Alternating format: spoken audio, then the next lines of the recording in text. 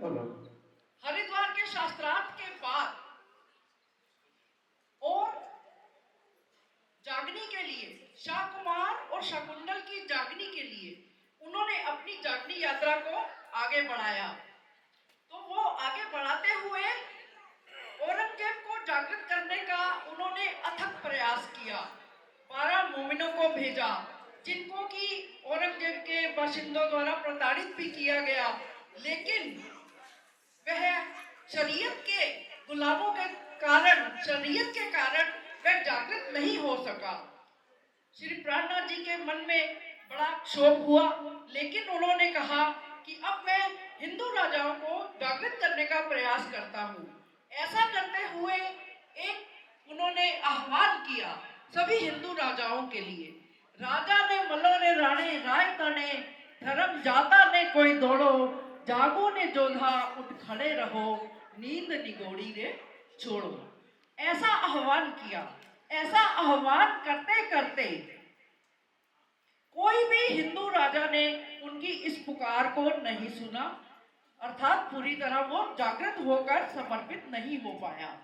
जब यह पुकार करते करते बुंदेलखंड की तरफ बढ़ चले तो वहां पर एक असलू रूह, पाक रूह शाकुंतल बाई की आत्म 12 वर्षों से उनकी प्रतीक्षा कर रही थी। वहां पर संवत 1740 में दो महान रूहों का मिलन होता है और छत्रसाल तुरंत ही जागृत होकर तन मन धन से पूर्णतया समर्पित हो जाते हैं। ऐसा हम पीतक में भी हर वर्ष सुनते हैं।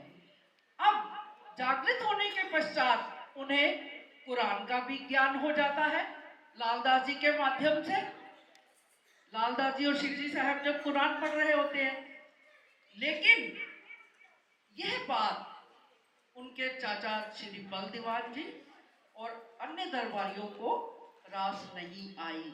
तो आइए, वो दरबार लगा हुआ है, अब कुछ उसकी भूमिका आपको मेरी बेटी बताएगी, खुशी शर्मा। प्रणाम जी सुंदर साथ जी। आज श्री प्राणनाथ जी मंदिर पीतमपुरा के 27वें वार्षिक महोत्सव के उपलक्ष्य में दिल्ली के सेवा भावी सुंदर साथ के द्वारा एक नाट्य प्रस्तुत किया जा रहा है। सुंदर साथ जी, ये प्रसंग आप हर वर्ष श्री बीतक साहब की चर्चा में सुनते हैं, उसी को आज नाटक के रूप में प्रस्तुत किया जाएगा। प्यारे सुंदर साथ जी, जब हम इस नाटक के रूप में इसे देखेंगे तो अवश्य ही हमारे दिल में गहरी छाप छोड़ेगी। अतः आप एकाग्रचित होकर इसका लाभ लीजिए। महाराजा छत्रसाल जी का दरबार सजा हुआ है। सिंहासन पर महाराजा छत्रसाल जी विराजमान हैं। उनके आसपास दरबारी एवं चाचा बलदीवान जी बैठे हैं। श्री छत्रसाल जी का दरबार सज रहा है, दिल को लुभाने वाला दरबार सज रहा है। छत्रसाल, एक तो तुमने क्षत्रिय को अपना गुरु बना लिया है और अब तो तुम कुरान भी पढ़ने सुनने लगे हो। यह बात हमें बिल्कुल मंजूर नहीं है। हम अपना हिंदू धर्म कभी नहीं छोड़ सकते। चाचा जी, हमारी बातें भी कुरान में सब लिखी हुई हैं। श्री प्राणनाथ जी की, हमारी और सब साथियों की बातें कुरान में लिखी हुई है।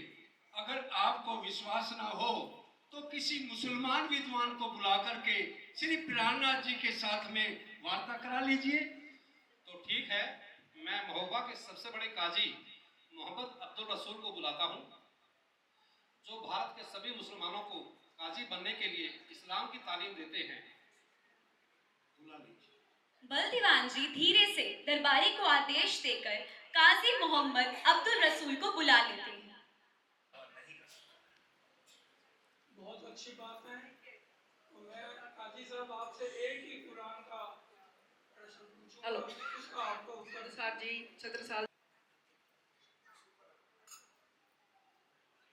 जनाब, या तो आप मुझे जानते नहीं हैं या आपने कुरान को सही ढंग से पढ़ा नहीं है। कुरान की सभी आयतें मुझे अर्थ समेत मुंह जवानी याद है। इसलिए तो मैं डर रहा हूँ कि मैं जो भी प्रश्न पूछूं, आप धैर्यवान होकर बड़े प्यार से उसका मुझे उत्तर दीजिए। जनाब, मैं कुरान के खिलाफ बात क्यों करूंगा? कुरान पढ़ते पढ़ते मैं बूढ़ा हो गया। कुरान ने मेरा दिल पाक साफ कर दिया है और मेरी सफेद दाढ़ी की तरह ही मेरा दिल भी बिल्कुल साफ और सफेद है। देखिए, ज्यादा तो मेरे को कुरान आता नहीं है, लेकिन मैं कुरान का एक ही प्रश्न पूछूंगा और आपसे बेनती है आप उसको बड़े ध्यान से सुनना और उसका मेरे को उत्तर देना। देखिए जनाब, कुरान में अगर कुछ उत्तर लिखा है और मैं कुछ अलग तरह से उत्तर दूंगा तो मैं अपनी हार मान लूंगा और अपने को बचाने की कोई भी कोशिश नहीं करूंगा। कुरान के अनुसार कितनी तरह की पैदाइश लिखी हुई है? कुरान में इस संसार में आदम की 5 तरह की पैदाइश लिखी हुई है, लेकिन इतना पढ़ने के बाद भी मुझे समझ में नहीं आई है। जनाब, अगर आपको इस बारे में जानकारी है तो मुझे आप अवश्य बताएं।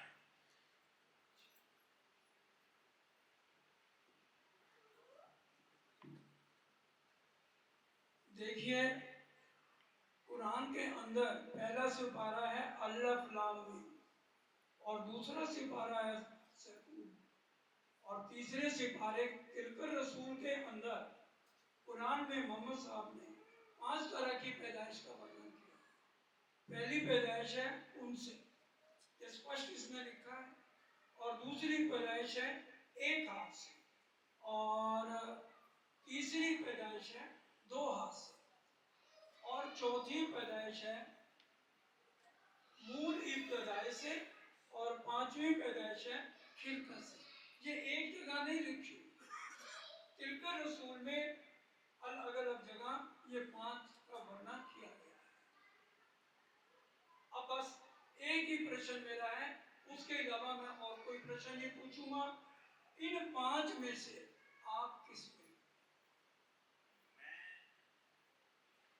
उनसे नहीं, उनसे नहीं, मैं खिलकत से, नहीं, मैं इब्तदाई से हूँ, मूल इब्तदाई से।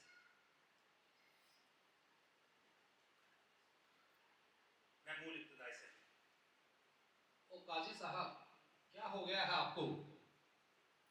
अगर आज आपने इनके प्रश्नों के उत्तर नहीं दिए तो आपका उस्ताद बना खत्म, कुरान पढ़ने वालों पर आपकी हुकूमत खत्म। मैं श्री प्राणनाथ जी को इमाम मेहंदी कबूल करता हूँ। कुरान में भी लिखा है, खुदा ही अपनी पहचान खुद बताएंगे, और मैं तहे दिल से कहता हूँ कि श्री प्राणनाथ जी ही आखिरुल जमा इमाम मेहंदी हैं, और मैं ये कबूल करता हूँ। यदि मैं इसमें झूठ बोलूँ तो ये कुरान मुझे अभी मार दे। काजी साहब, आप अपनी बात से मुनकर नहीं होना। आप अपने सर पर हाथ रखकर कसम खाइए कि जो आप कह रहे हैं वह बिल्कुल सत्य है। मैं कसम खाकर कहता हूँ कि श्री प्राणनाथ जी ही इमाम मेहंदी हैं और आखिरी जमाने के खाविंद हैं। श्री प्राणनाथ प्यारे की, श्री प्राणनाथ प्यारे की, बोलो श्री सतगुरु महाराज की। इमाम मेहंदी साहब की इमाम मेहंदी साहब की जय। साथ ही बोल सकते हैं आप। इमाम मेहंदी साहब की प्राणनाथ प्यारे की प्राणनाथ जी में कुछ तो शक्ति है। सदर साहब, मुझे काजी साहब की बातों से कुछ तो संतुष्टि हुई है, किंतु कुछ विद्वान पंडितों को बुलाकर प्राणनाथ जी से शास्त्रार्थ करा लिया जाए तो यह बात पूरी तरह स्पष्ट हो जाएगी कि आपके सद्गुरु ही बुद्ध निष्कलंक अवतार हैं और वही पूर्ण ब्रह्म परमात्मा हैं। अवश्य चाचा जी, आप पंडितों को भी बुला लीजिए और श्री प्राणनाथ जी से उनकी वार्तालाप करा दीजिए। दरबान, जाओ श्रेष्ठ पंडितों को उस सभा में बुला के लाओ। उनके आदेश पर सुंदर वल्लभ और बद्री पंडितों को सभा में बुलाया गया। सभागार में एक तरफ श्री प्राणनाथ जी एवं दूसरी तरफ तीनों पंडित विराजमान हैं। श्री प्राणनाथ जी महाराजा छत्रसाल जी एवं पंडित बद्री वल्लभ एवं सुंदर के साथ वेदों एवं श्रीमद् भागवत के आधार पर गहरी चर्चा मध्य रात्रि तक चली। उसी चर्चा को कुछ प्रश्नोत्तर के माध्यम से आप सबके सन्मुख प्रस्तुत करने का प्रयास किया है।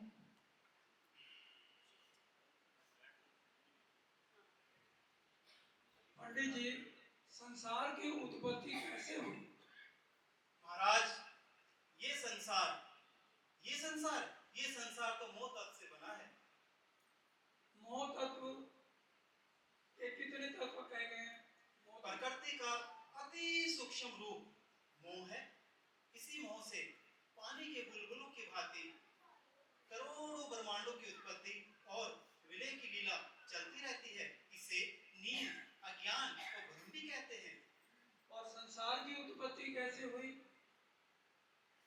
ये संसार 5 तत्वों से बना है महाराज।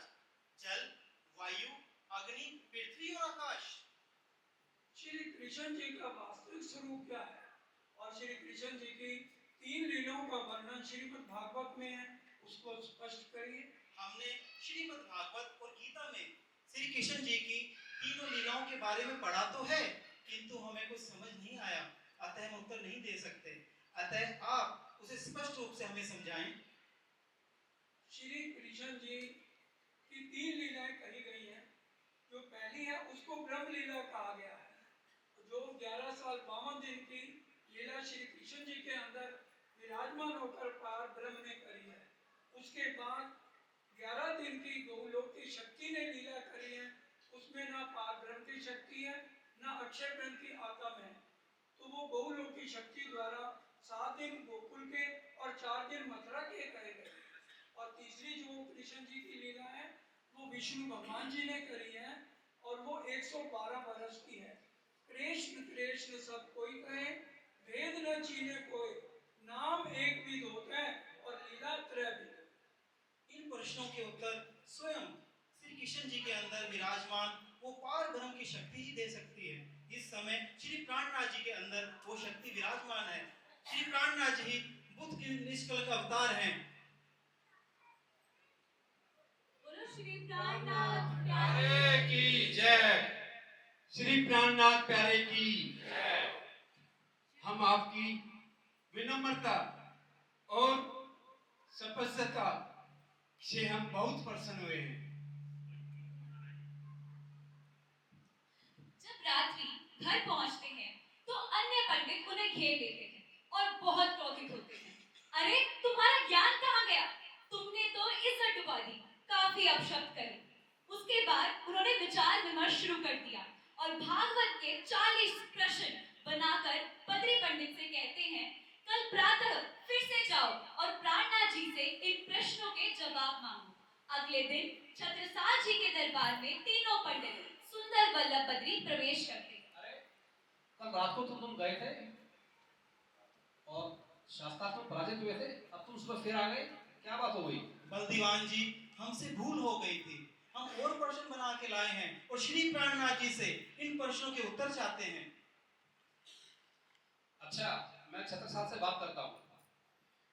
छत्रसाल, ये पंडित अभी दोबारा आए हैं और 40 प्रश्नों के प्रश्नावली बना करके लेकर के आए हैं। जरा एक बार इनको देखो, क्या कहना है इनका।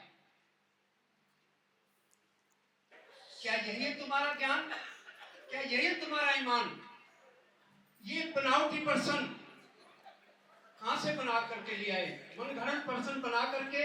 इनका भागवत के ज्ञान से तो कोई संबंध ही नहीं है। तुम दुनिया को मूर्ख बना सकते हो, लेकिन मुझे नहीं। मुझे भागवत का पूर्ण ज्ञान है। सारे बुंदेलों को सूचित कर दो।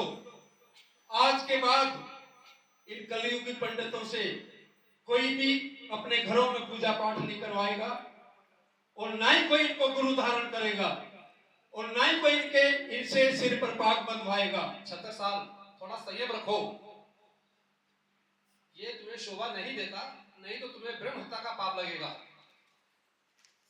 ये कलयुग के सुंदर वल्लभ बद्री इनको दुनिया की भाषाओं को ज्ञान तो है, ये 14 विद्या निपुण है, लेकिन इनको आत्म तत्व का बिल्कुल ज्ञान नहीं है। हमें क्षमा कर दीजिए, इन पंडितों ने ही हमें और प्रसन्न बना के दिए थे, अतः हम अब बहुत शर्मिंदा हैं और श्री प्राणनाथ जी को ही विजयी मानते हैं। ओ श्री प्राणनाथ प्यारे की जय, श्री प्राणनाथ प्यारे की जय हो, श्री प्राणनाथ प्यारे की जय हो, श्री निजानंद स्वामी की जय हो, श्री धाम के धनी की जय हो। श्री प्राणनाथ प्यारे की आप सब बैठ जाइए। हाँ, जितने कलाकार हैं मेरे साथी सब बैठ जाए। हाँ, सुंदर साहब जी, तो ये एक छोटी सी नाटिका के माध्यम से हमने आप सबके सामने बीतक के उस प्रसंग को किया। इस प्रसंग को दिखाने का उद्देश्य किसी भी धर्म को छोटा प्रमाणित करना नहीं, ना मुस्लिम धर्म को ना हिंदू धर्म को, केवल इतना ही कि प्राणनाथ जी ने आकर के सर्वधर्म समन्वय की स्थापना की, सभी धर्मों को समान रूप से सम्मान किया, कभी भी अहंकार की भावना मन में नहीं लाए, इसीलिए उन्होंने प्रेम का संदेश दिया। तो सुंदर साहब जी, इन्हीं शब्दों के साथ आज की ये नाटिका समाप्त होती है।